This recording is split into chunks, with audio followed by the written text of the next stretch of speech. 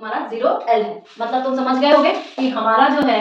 ये तुम्हारा x origin और मतलब O बोल दिया है और ये y प्लेन है, ठीक है। अब क्या बोला है, कैसा पार्टिकल है, स्क्वायर, मतलब ये जो लेंथ होगी वो कैसी होगी, किस्म की, स्क्वायर किस्म की होगी। ये उसके कोऑर्डिनेट्स हैं, तो ये कोऑर्डिनेट 0 0, ये कोऑर्डिनेट कौन सा होगा, L0, ये कोऑर्डिनेट होगा LL और ये कोऑर्डिनेट क्या होगा, L और 0, ठीक। अब नहीं 0L होगा ना, ठीक है। Question number 1। उसके बाद क्या दिया, पार्टिकल का मास m है, which of the following admissible wave function of the particle for L M N are positive integers. कौन सा एडमिसिबल होगा, ये कैसे पता चलेगा बताओ। अब उसमें देखो ऑप्शन देखो, m n उसने क्या किया है,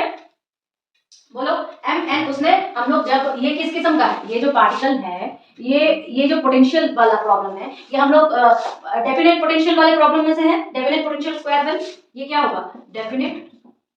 पोटेंशियल स्क्वायर वेल, ठीक है। डेफिनेट पोटेंशियल स्क्वायर वेल, जब ये डेफिनेट पोटेंशियल वेल है तो हम लोग जानते हैं भाई इसका जो वेव फंक्शन होता है, जो स्टैंडर्ड वेव फंक्शन होता है वो क्या होता है, क्या होता है, under root of L/2 sin n pi x by a, ठीक है। a अगर उसकी विड्थ हुई तो हम यहाँ पे विड्थ लिखेंगे, सॉरी, तो विड्थ है इसकी L, क्लियर है ना। अब उसने एक ऑप्शंस में देखिए m और n दो क्या लिखे हैं, m और n उसने दो क्या लिखे हैं बताओ, m और n उसने बेटा दो स्टेट्स लिखे हैं कि कौन से नंबर ऑफ स्टेट्स में जाएंगे, ठीक है। तो जब m और n दो स्टेट्स लिखे, इसका मतलब कि हमें psi1 और psi2 दो लेना पड़ेगा, psi1 और psi2, और हम जानते हैं कि psi1 और psi2 अगर मल्टीप्लाई करके सारी स्टेट्स बनेगा, जो फाइनल टोटल स्टेट बनेगा, और इसको क्या होगा, एट बाउंड्रीज पर क्या होना चाहिए, इक्वल टू 0 होगा। क्यों होगा, क्योंकि ये उसके कंडीशंस होते हैं, वेव फंक्शन से कंडीशन, फाइनाइट वैल्यू 0, लिमिट रहेगा, कंटिन्यूटी रहेगा, ये सारे तमाम हम लोगों ने क्लास में ऑलरेडी पढ़ चुके हैं। तो इसका मतलब psi1 और psi2, तो psi1 को अगर मैं mth स्टेट ले लूं, ये mn लिख दूं, या तुम्हारे ऑप्शंस में क्या है देखो, पहला n दिया है, n कुछ भी रख लो कोई दिक्कत नहीं है, ठीक है। तो एक को मैंने n रखा और एक को मैंने m रखा, ठीक। तो क्या होगा, ये under root of L/2 sin n pi x by L, फिर दूसरा वाला आएगा multiply by under root of L/2 sin क्या होगा m pi x by L, ठीक। तो ये क्या हो जाएगा, L/2 मल्टीप्लाई से रहेगा और साइन ये और साइन ये,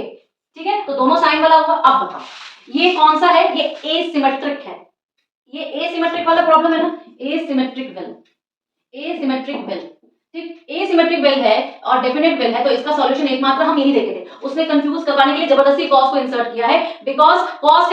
और sin का कॉम्बिनेशन कब बनेगा, जब हमारे पास सिमेट्रिक वेल रहते हैं, सिमेट्रिक वेल रहते हैं तभी ऑड और इवन वाला टर्म्स के हिसाब से cos और sin लगता है, क्लियर है। इसलिए इसका ऑप्शन कौन सा होगा बताइए, सही, ठीक है, सही है। नेक्स्ट क्वेश्चन देखिए,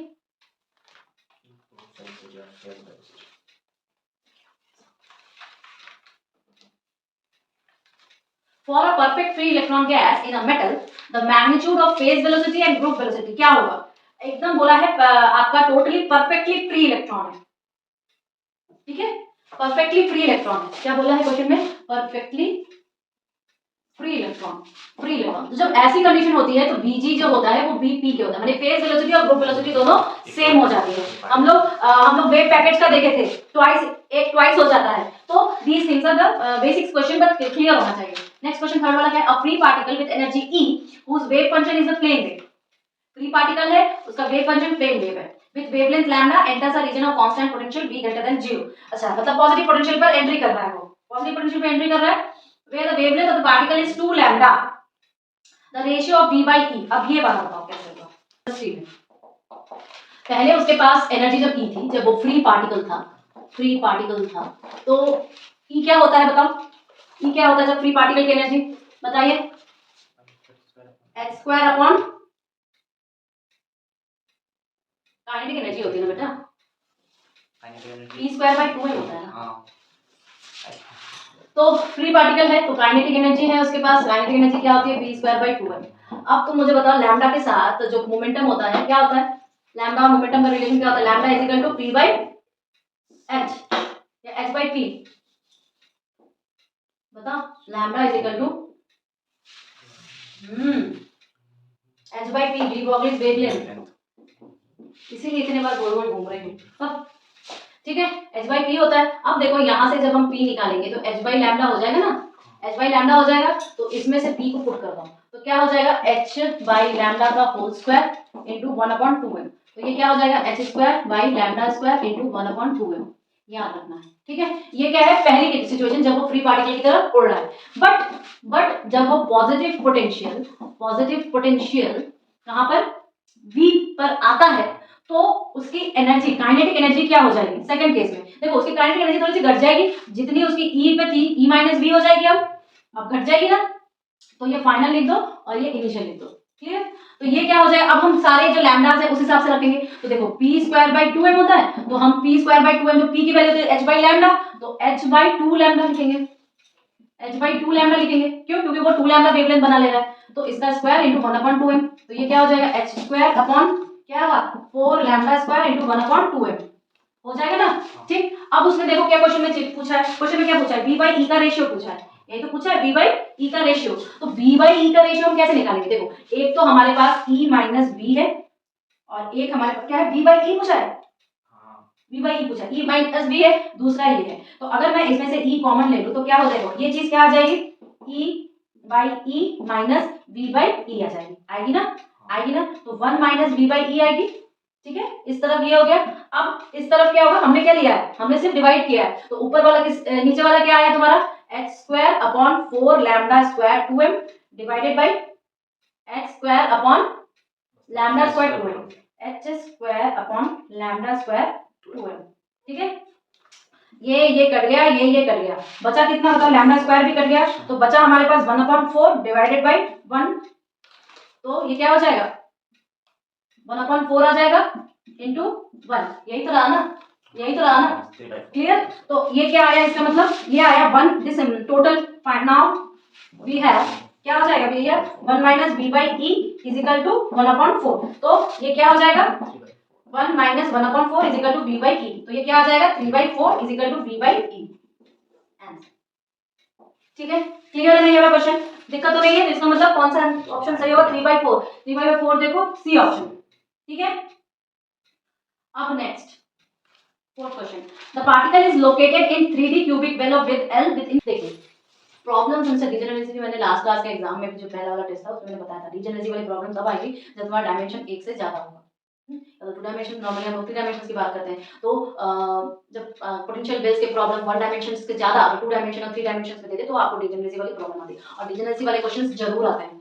कंफ्यूजन इसी में होता है, ठीक है। अब मान लो मैं 1 डायमेंशन की बात कर रही हूँ, तो मेरी En क्या आती है, En होती है n square h square pi square upon 2ml, अगर L उसकी विद हो, L उसकी विद है, लेकिन यही जब हम 3 डायमेंशन में लेते हैं तो हम क्या लिखते हैं nx ny nz के टर्म में लिखते हैं, और वो क्या आ जाती है n जो तुम्हारा स्क्वायर आएगा, तो इसके लिए तुम h square pi square common निकालो, 2ml कॉमन निकाल लो, और ये तुम्हारा nx square plus ny square plus nz square,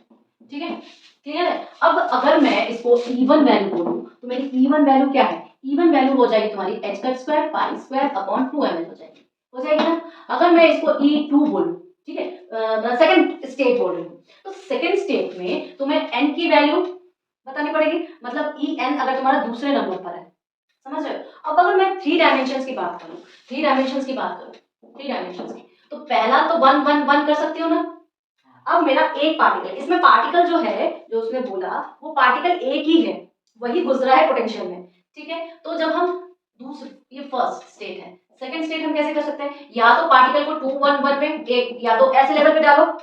ठीक है, या तो उस पार्टिकल को ऐसे में डालो, या तो उस पार्टिकल को ऐसे में डालो, हो जाएगा। तो यहाँ पे हमारे पास कितने स्टेट्स आ गए, 3 स्टेट्स आ गए, लेकिन अगर हम इसकी एनर्जी क्या निकालते हैं, इसकी energy 2 square plus 1 square plus 1 square क्या निकला 4 प्लस 1 प्लस 1 यानी कि 6 निकला, इसमें भी 6 निकलेगा, इसमें भी 6 निकलेगा, यानी कि ये एनर्जी क्या है 6 टाइम्स यही हो गया ना, ये एनर्जी क्या है 6 टाइम्स ऑफ तुम्हारा ये मतलब इस वैल्यू का, तो ये वाली एनर्जी हो जाएगी 6 times of your even value, ये भी तो लिख सकते हैं 6 टाइम्स ऑफ इवन वैल्यू, क्योंकि इवन वैल्यू तो सिंपल यही है, ठीक है। अब पार्टिकल को हम दूसरे लेवल पे लाना चाह रहे हैं, तो कैसा होगा, कैसे हम उसको अरेंज करेंगे, जब हम पार्टिकल को, वही पार्टिकल एक ही पार्टिकल है हमारे पास, हम उसको तीसरे लेवल पे लाना चाहते हैं, उसमें भी हमारे पास डीजनरेसी आएगी, कैसे हम उसको तीसरे लेवल पे अरेंज करेंगे, लिखिए थोड़ा कॉम्बिनेशन सोचिए, यानी कि इसमें क्या होगा, इसका मतलब तीसरे लेवल पे कि वो जो पार्टिकल है वो दूसरा तो हो चुका मेरा, अब एक और वन को खा के दूसरे लेवल पर आएगा, लेकिन वो किसी भी दूसरे पे आ सकता है, कोई डिफाइंड नहीं। इसका मतलब क्या है कि जब हम तीसरे पॉइंट पे जाएंगे, तो ये तो पहला पॉइंट हो गया, ये दूसरा पॉइंट, ये 3D की बात चल रही है, ठीक है, ये भी 3D की बात चल रही है, लेकिन थर्ड स्टेट की बात कर रहे हैं, थर्ड स्टेप क्या होगा, दो दो, पहले तो हमने उसको इसके बाद वाले पे डाला है, फिर हम क्या करेंगे इसको दो एक दो पे कर सकते हैं, या हम इसको कैसे कर सकते हैं, एक दो दो कर सकते हैं ना, कर सकते हैं। तो इसका मतलब अब इसकी एनर्जी निकालो सीधा सीधा, दो स्क्वायर प्लस एक स्क्वायर, तो चार चार एक 9, तो 9 E1 हो गया ना। थर्ड स्टेट पे उसकी एनर्जी 9 E1 हमेशा रहेगी, लेकिन पार्टिकल को डीजेनरेट से कितनी मिलेगी, 3 मिलेगी। 3 उसके डीजेनरेट लेवल्स होंगे, माने कि एनर्जी सेम है पर स्टेट्स अलग है। स्टेट्स तो अलग है ना, 3 अलग अलग स्टेट है, भले एनर्जी उसकी 9 टाइम्स ऑफ E1 है। अब फोर्थ स्टेट कैसे लिखेंगे बताओ,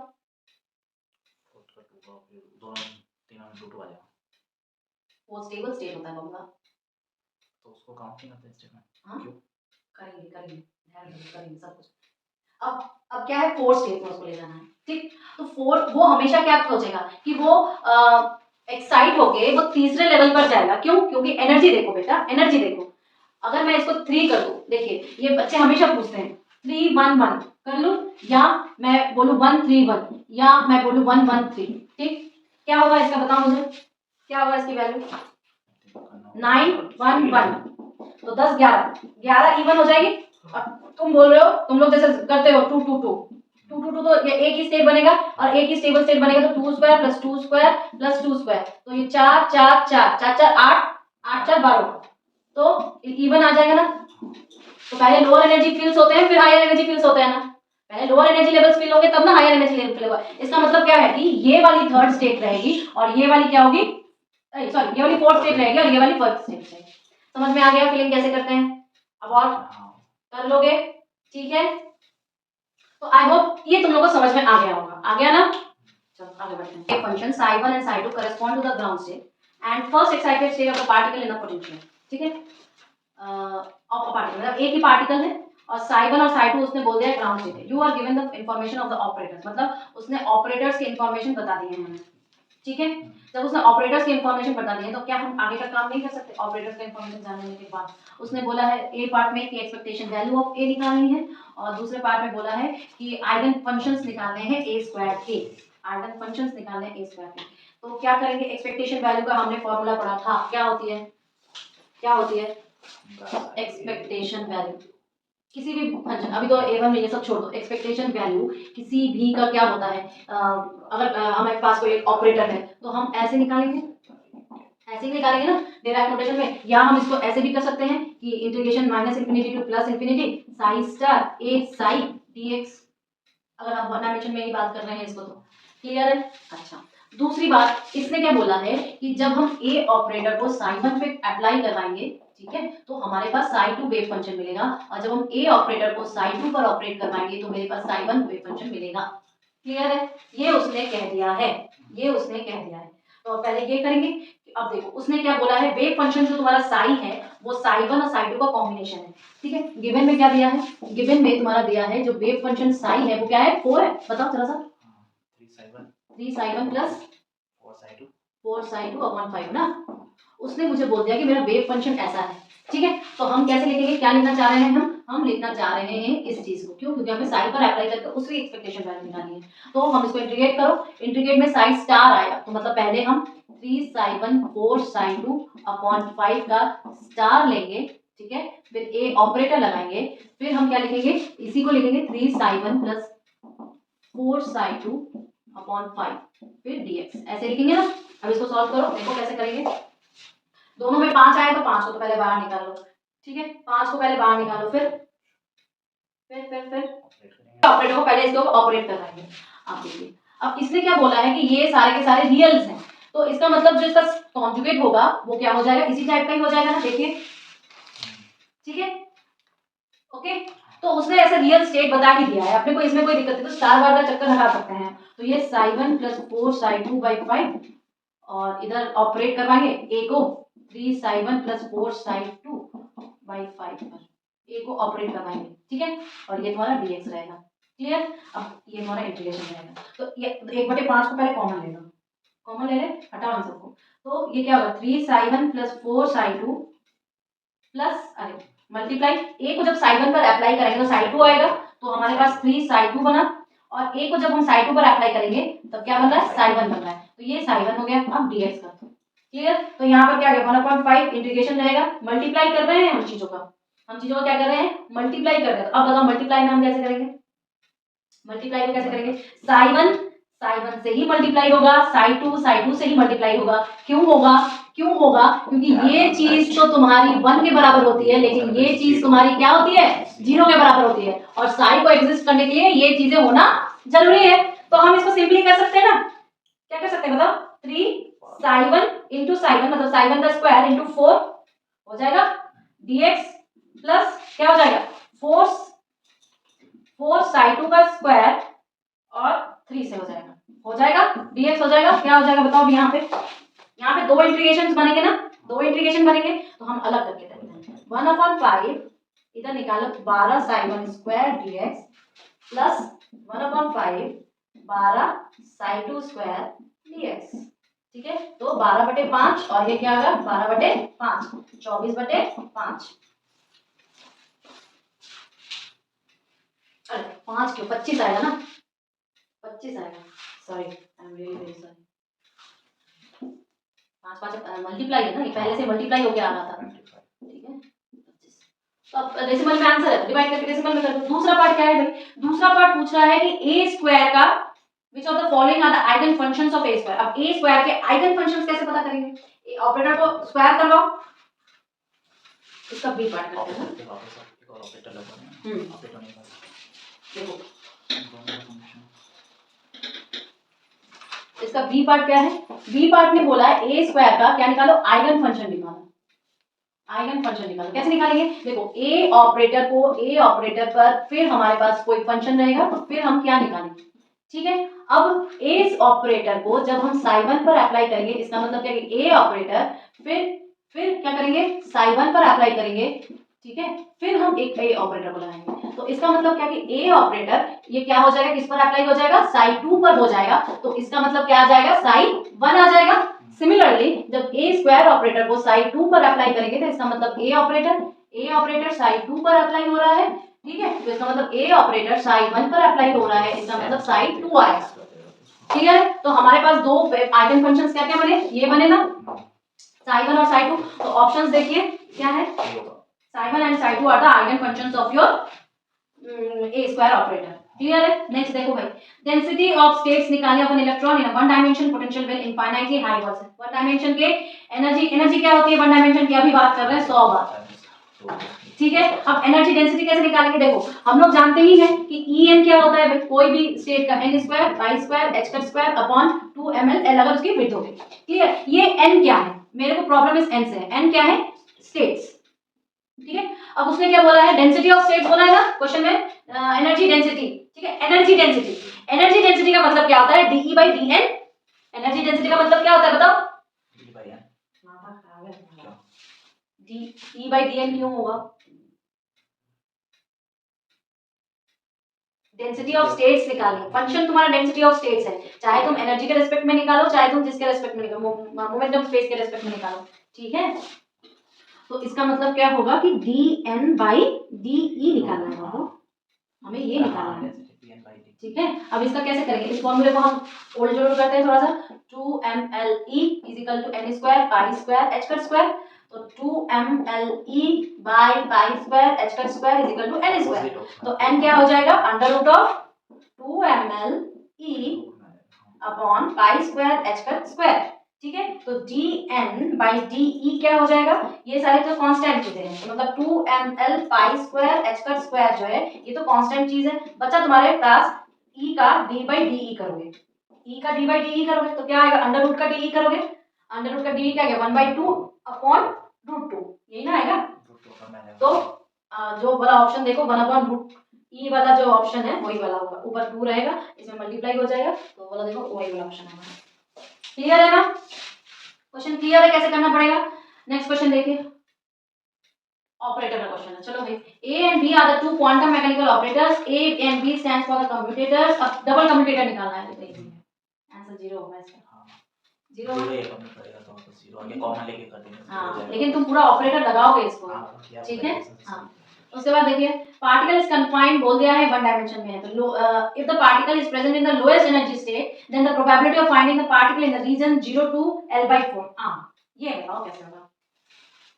देखो इसने क्या बोला है, नॉर्मली हमारे पास जो पोटेंशियल वेल है इसमें उसका पहले ही दिया है कि ये 0 से L है, 0 से L है, इनफाइनाइट पोटेंशियल है, ठीक है, ये क्या है, इनफाइनाइट पोटेंशियल है, तो इनफाइनाइट है, ये v का एक्सिस है तो इनफाइनाइट है, 0 से L। इसने ये एक स्टैंडर्ड बोल दिया है, स्टैंडर्ड, यानी कि अब ये देखो ये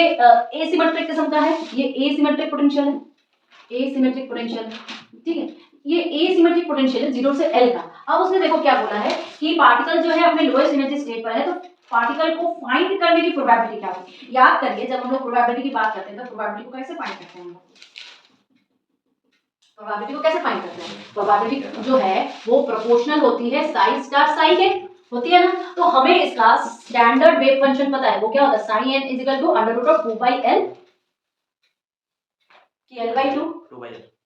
हाँ सही है, सही है ना, ठीक है, sign of n pi x/L, ये हमारे पास स्टैंडर्ड पता है, तो इसमें कोई भी कॉन्जुगेट का चक्कर नहीं है, तो इसका मतलब क्या कि हम इसको साई स्क्वायर से प्रोबेबिलिटी को ऐसे कर सकते हैं, यानी कि हम कह सकते हैं कि ये 2/L साइन स्क्वायर n पाई x/L के बराबर होगा, ये मैं कह सकती हूँ ना। अब देखो उसने क्या बोला है कि जो ये लोएस्ट एनर्जी स्टेट पे रहेगा, ये जो अपने लोएस्ट एनर्जी स्टेट पे रहेगा, इस क्या बोला है उसने, पार्टिकल कहाँ पे स्टेट है, ग्राउंड स्टेट पर है, ठीक है, क्यों, क्योंकि वो अपने लोएस्ट स्टेबल स्टेट पर है, तो lowest stable state ground state होगा, इसका मतलब क्या है कि लोएस्ट स्टेबल स्टेट पर है, लोएस्ट स्टेबल स्टेट पर है, स्टेबल स्टेट पर है, इसका मतलब n की वैल्यू 1 होगी, ग्राउंड स्टेट पर रहेगा, तो इसका मतलब हम जो साई लिखेंगे, इसका मतलब हम जो साई लिखेंगे वो 2/L under root sine pi x/L, इसका मतलब मेरा जो साई स्क्वायर हो जाएगा, जिसकी हम प्रोबेबिलिटी प्रोपोर्शनली लेंगे, वो क्या हो जाएगा 2/L sine square pi x/L, हो जाएगा कि नहीं, बताओ, हो जाएगा ना। अब बताओ कि जब प्रोबेबिलिटी हम लोग दो पॉइंट्स के बीच की ही तो लेते हैं, तो प्रोबेबिलिटी क्या हो जाती है, प्रोबेबिलिटी हो जाएगी दो पॉइंट्स, यानी कि x1 से लेके x2 तक, जितने में वो बोला है मुझे खोजने के लिए, ठीक है, अगर वो मुझे बोलता कि 0 से L तक खोजो तो मैं 0 से L तक खोजती, अगर उसने मुझे बोला है कि जहां तक खोजने के लिए वहीं तक तो खोजूंगी, तो प्रोबेबिलिटी क्या हो जाएगी 0 से L तक साई स्टार साई dx, यही तो हो जाएगी, यानी कि हम क्या बोलेंगे 0 से L/4 तक, तो प्रोबेबिलिटी 0 से लेके L/4 तक साइन स्क्वायर क्या हो जाएगा पाई x/L हो जाएगा dx, यही तो हो जाएगा, यही तो हो जाएगा। जब ये हो जाएगा तो हमारे पास एक प्रोबेबिलिटी निकलेगी ना, साइन स्क्वायर है तो 1 माइनस साइन 2x बाई वाला करेंगे हम लोग, वही वाला तो करेंगे, उसको तोड़ के फिर उसको इंटीग्रेशन, सिंपल इंटीग्रेशन है, ये तो आता ही है। इसके बाद मतलब मैक्सिमम प्रोबेबिलिटी क्या है, तो किसी चीज का मैक्सिमा निकालने के लिए क्या होता है, dp/dx करोगे इज इक्वल टू 0 करोगे ना, तो जो वैल्यू निकलेगी वो क्या निकलेगी कि इस पॉइंट पे वो मैक्सिमम वैल्यू होगी। क्लियर है ना, समझ में आ गया कि मुझे बताना पड़ेगा, हो जाएगा। एक उसने क्या बोला है कि प्रोबेबिलिटी फाइंड करने की, ठीक है, और एक उसने क्या बोला है, अच्छा मैंने दोनों क्वेश्चन को मिला दिया, ए बी को समझ में तो आ गया ना। फर्स्ट एक्साइटेड स्टेट क्या हो जाएगा इसका, क्यों, क्योंकि n इज इक्वल टू 1 जो होता है वो उसका ग्राउंड स्टेट होता है। याद रखने वाली बात है, कभी कंफ्यूज नहीं होना है कि हार्मोनिक ऑसिलेटर का जो n की वैल्यूज होती है 0 1 2 3 ऐसे करके जाती है, लेकिन जब हम पोटेंशियल वेल की बात करते हैं, याद रखना n इज इक्वल टू 1 2 3 से स्टार्ट होता है, तो 0 से स्टार्ट नहीं होता है। ये पॉइंट बहुत नोट करने वाली बात है, क्वेश्चन एग्जामिनर कंफ्यूज करके क्वेश्चन गलत करवाएगा, ठीक है। एक्साइटेड स्टेट में फर्स्ट एक्साइटेड स्टेट हो गई, फर्स्ट एक्साइटेड स्टेट हो गई, तो इसका मतलब क्या हो जाएगा, फर्स्ट एक्साइटेड स्टेट हो गई तुम्हारा ये 2 से जाएगा, इसका मतलब क्या है कि साई जो होगा वो क्या हो जाएगा अंडर रूट ऑफ 2/L, फिर क्या होगा साइन 2 पाई x/L, ये हो जाएगा। अब पहले प्रोबेबिलिटी निकालोगे 0 से L/4 या L/6, जो भी उसने क्वेश्चन में बोला किस रेंज में चाहिए, प्रोबेबिलिटी निकाल ली, प्रोबेबिलिटी निकाल के बाद dp/dx निकालोगे, क्यों, क्योंकि उसने सेकंड वाले p पार्ट में मैक्सिमम पूछा है, क्या पूछा है मैक्सिमम, तो 0 कर दो, 0 कर देने के बाद x की दो वैल्यूज निकल जाएगी ना, x की दो वैल्यूज, हाँ कैसे निकलेगी, वही कि जो sin x 0 होगा, ठीक है, कंपैरेबल टू 0, तो साइन हटा के हम लोग बीच वाला जो वैल्यू है 4x जो 2x जो भी आएगा उसको इक्वल टू m पाई कर देंगे, m पाई का यानी कि 1 2 3 4 m की वैल्यू कुछ भी रख दो, हो जाएगा। अच्छा नेक्स्ट क्वेश्चन क्या है बताओ लोग, नेक्स्ट क्वेश्चन है 9 क्या है, there are only 3 bound states for a particle of mass m in a one dimensional potential well, ठीक है, of the form shown in the figure, clear है, ठीक है, the depth of v nought of the potential satisfied, ये वाला question मैं नहीं बताऊंगी, ये वाला क्वेश्चन हमने आपको टिक करवाया था नोट के तौर पे कि ये वाला पैराग्राफ जरूर पढ़ना है कि कितने बाउंड स्टेट होंगे पोटेंशियल वेल पर, पेज नंबर सहित मैंने आपको जेरोक्स में दिखाया है, जेरोक्स में आप देखिए, जो मटेरियल मैंने भेजा है उस मटेरियल में आपके पास होगा कि जब पोटेंशियल वेल के बाउंड स्टेट्स आते हैं कैसे बाउंड स्टेट निकालते हैं, तो हम हमेशा एनर्जी माइनस v नॉट वाला सॉल्व देखते हैं, सॉल्यूशन देखते हैं, पोटेंशियल वेल है ठीक है, तो V नॉट को लेके कौन सी रेंज आती है, ये सारा फॉर्मूला मैंने टिक करवाया है, तो ये वाला तो मैं सॉल्व नहीं लिखाऊंगी। ठीक है, नेक्स्ट क्वेश्चन है, a free particle is moving plus x direction में है, लीनियर मोमेंटम है, the wave function of the particle is normalised in the length l। तो फ्री पार्टिकल है भाई, फ्री पार्टिकल है, मोमेंटम के रेस्पेक्ट में उसका वेव फंक्शन निकालना है। ठीक है, जहां जहां पर आपकी एनर्जी आएगी याद रखना, मैं इसको बता दे रही हूँ, जो हम लोगों ने एक प्रोसीजर निकाला है ना,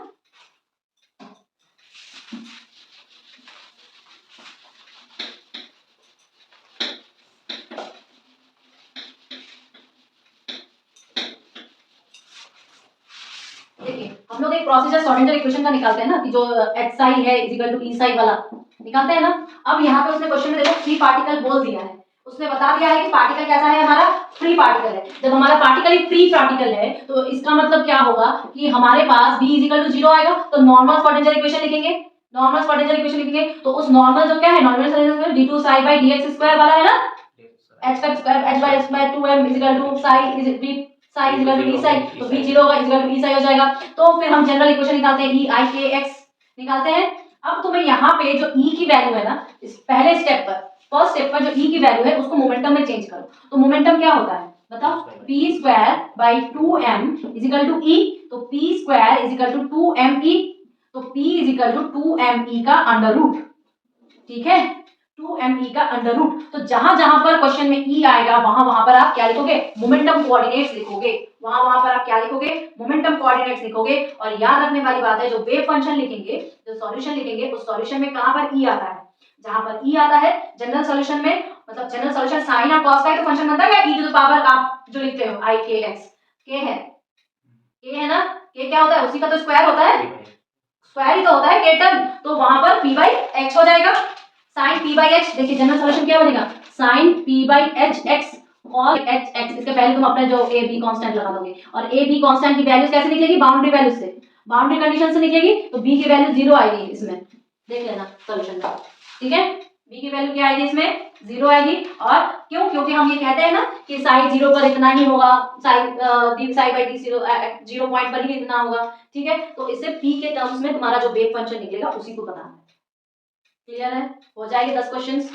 पूरे के पूरे कंसेप्चुअल क्वेश्चंस थे। हर एक क्वेश्चन का उसके सॉल्यूशन के साथ आप जो कॉपी बनाते हो ना, जो क्वेश्चन पेपर की कॉपी बनाते हो, उसमें इसको रहना चाहिए। These all will help you for your last moment preparation, क्योंकि लास्ट मोमेंट में ना कोई टेस्ट सीरीज 1 महीने पहले सॉल्व की जाती है, उसमें सिर्फ और सिर्फ रिवीजन किया जाता है। ओके।